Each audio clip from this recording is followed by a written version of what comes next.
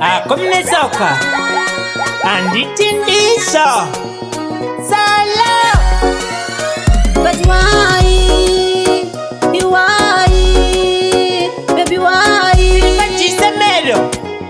baby gane shamak Jana ifunga teti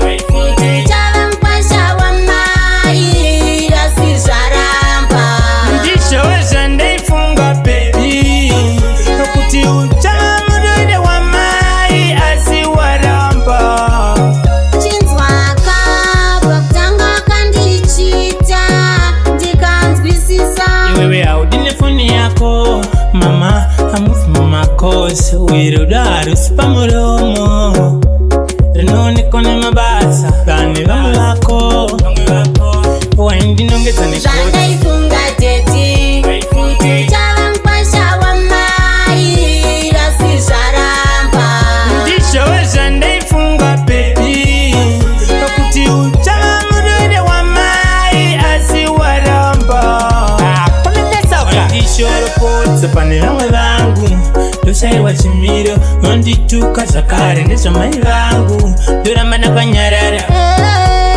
But ndiwa wakatanga Undipa fana chidaka Ndaikudaba mwana But why? Jana ifunga teti Chava mpasha wa mai Rasi zaramba ndisho jana ifunga baby Okuti uchamurode wa mai asi waramba Chinzwaka Bakutanga kandichita Ndikanzwisisa Iwewe audinefoni yako Mama hamufu mama kose Wirudaru sipa muromo Renone kone mabasa Kani vamulako Waindi nongeza ni kote Jana ifunga teti Chava mpasha wa mai Rasi zaramba ndisho jana ifunga baby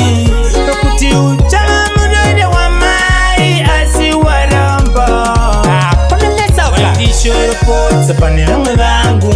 Dosaiwa chimiro Ondituka zakare nezo mai vangu Dorambana kanyarara But ndiwa wakatanga Undipa fana chidaka Ndaikudaba mwana But why? ndisho jana ifunga baby Okuti uchamurode wa mai asi waramba